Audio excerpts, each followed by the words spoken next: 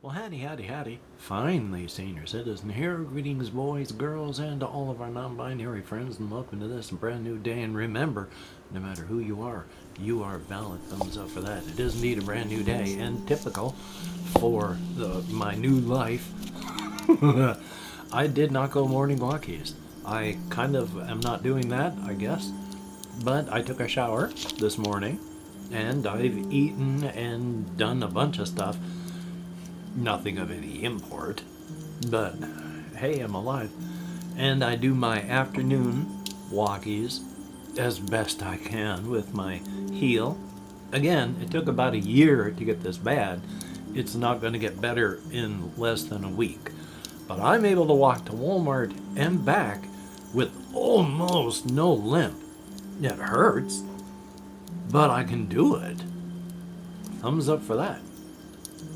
And as I had to write this down because I keep forgetting things at a moment's notice today. Again, bad ADHD brain. But, I mean, maybe there's more to it.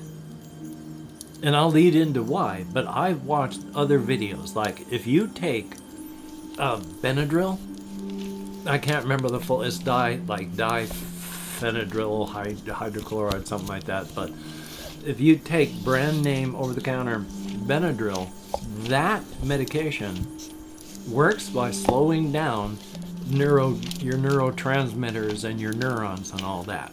And if you take it, you will feel slow the next day. It's not good for your body. And the reason I mention that is because I watched Hank Green the other day talking about how he occasionally takes THC gummies. But then he feels it the next day, where it's making him feel logy and such.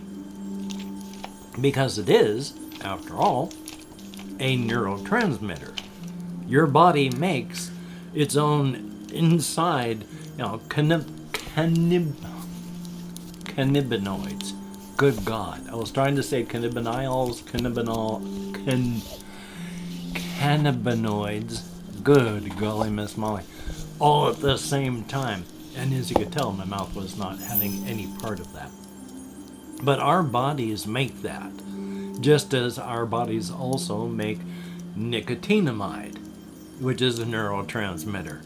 And if you smoke cigarettes, well, when you take in nicotine, your body stops making nicotinamide. So when all the nicotine gets out of your system, your brain is not working properly anymore, and it hurts. You're all antsy, and all the symptoms that you have when you need your fix. Because then your brain works properly again. You got nicotine, so you got nicotinamide. Thumbs up. But our bodies make cannabinoids as well. And so it can mess up your system as such. The reason I bring all this up is because I have noticed over the past week and some, I have spent $10 every night buying a shot over at the pot shop, drinking it on my way back, and I sleep. And I sleep through the night. Do I feel a little slower the next day? That's hard to say. I probably am working slower. It could be one of my issues with trying to get moving, with trying to get thinking. I'm not sure. I do know that I can't afford $10 a day to sleep. So, as an experiment, or when I know I need to sleep because I'm exhausted and I can't risk insomnia, yeah, I think I can afford to spend it. But otherwise, that's $300 a month on that alone. Oi. I don't think I can afford that. I know I can't afford that.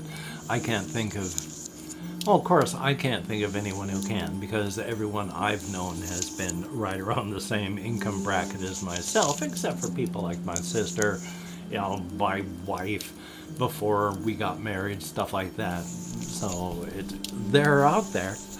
People do make more money than I did, but I generally was around people who made less, like I did. So, yeah. Anyway, though, that's one of the big things I wanted to talk about, how I've discovered something that works. And it may slow me down, and it's way too expensive. But ain't that life? Thumbs up. Now, one of the other things I wanted to discuss why I wanted to put my computer on the floor. Because I've mentioned I wanted to put my computer on the floor. And then when I got it all set up here, I told people I've got it on the floor. And I've taken pictures of it where it's on the floor. Now, I don't have carpeting. The last place I lived at on Southern Shelton,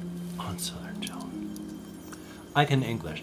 The last place I lived when I was in Southern Shelton, there we go, there was carpeting in the house. But to put my computer on the floor, I had a whiteboard.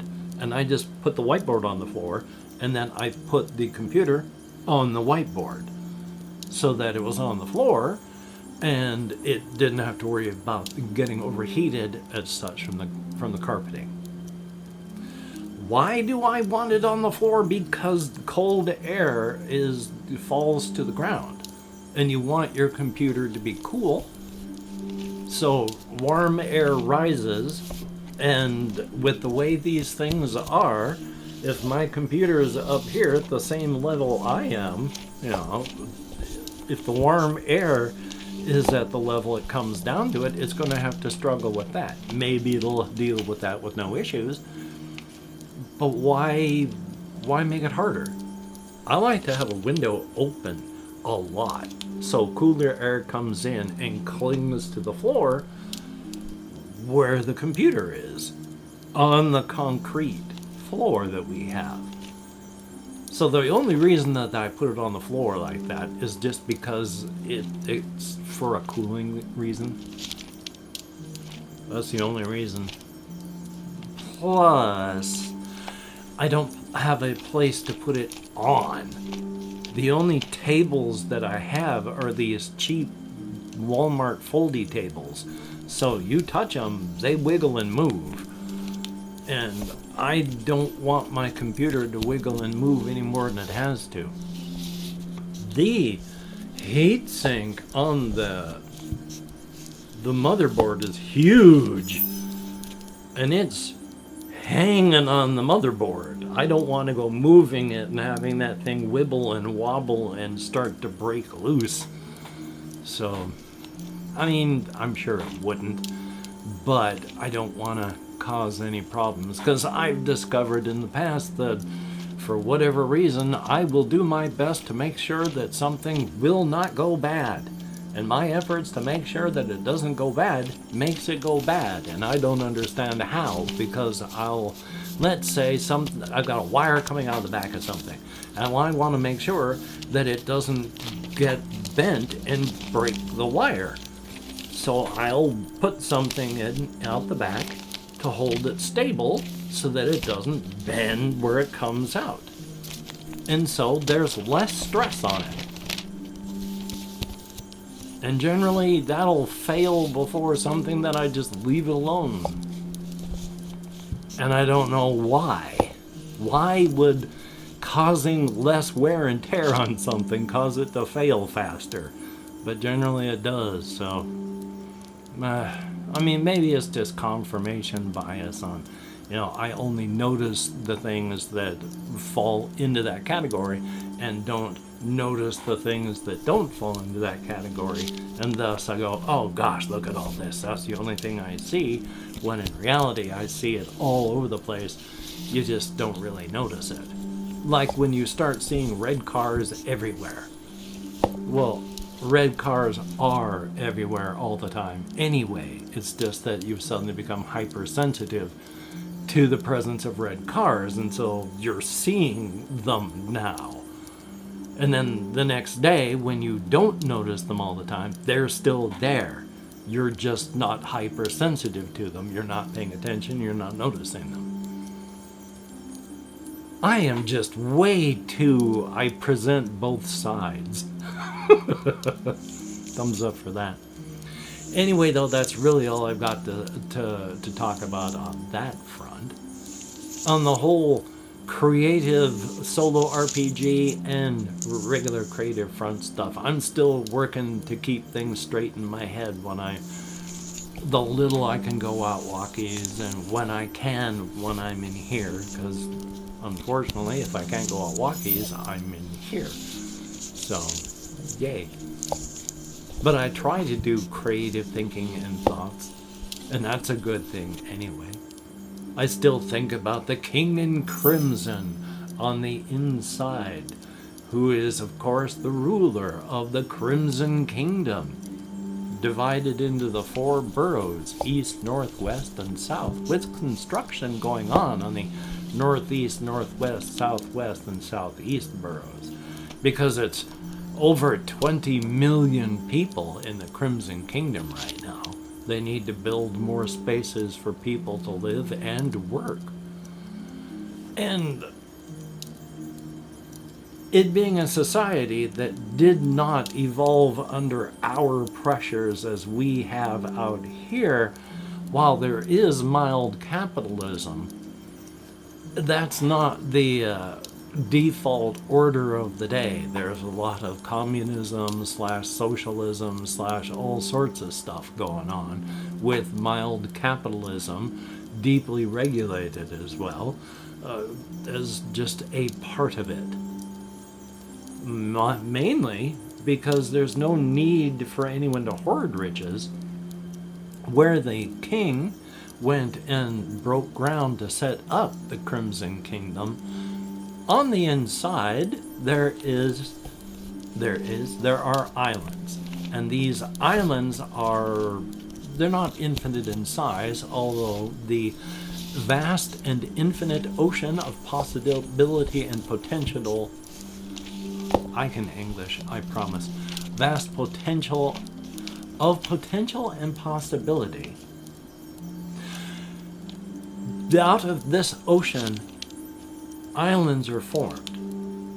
In the center of these islands, when they connect through a razor's edge to the outside, our universe, energy flows through, is down converted into our kind of energy that we can use out here.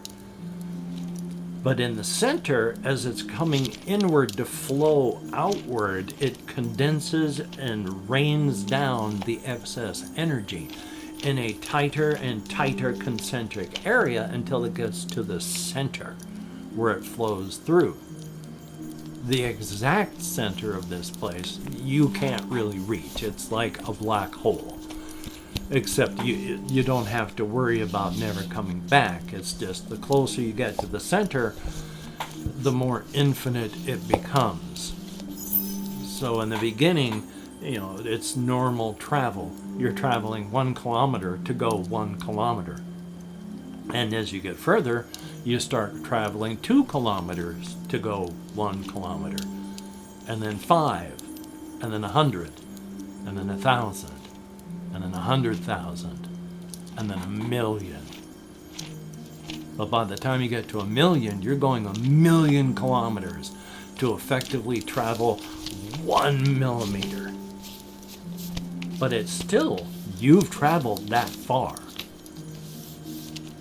And there are literally infinite riches on the inner rim and perimeter of the center. Because there is no direct center, but the closer you get, the more riches there are.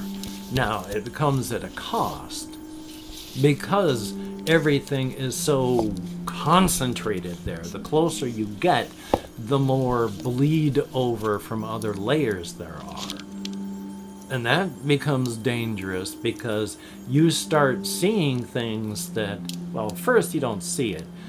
You will taste things that other people are tasting on other layers at that center where they're gathering riches as well, just in another place.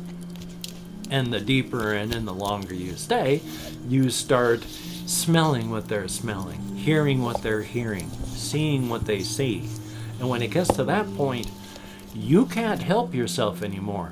You're not feeling any of your own senses anymore. You need to be brought out, and it takes time for you to get your senses back if you're that deep.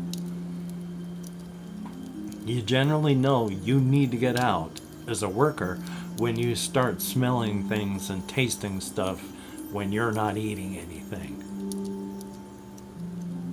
But there's infinite riches that the king has, and the kingdom, which is why they fought wars to get there. The king in crimson has a deep empathy, sympathy, and love for humanity.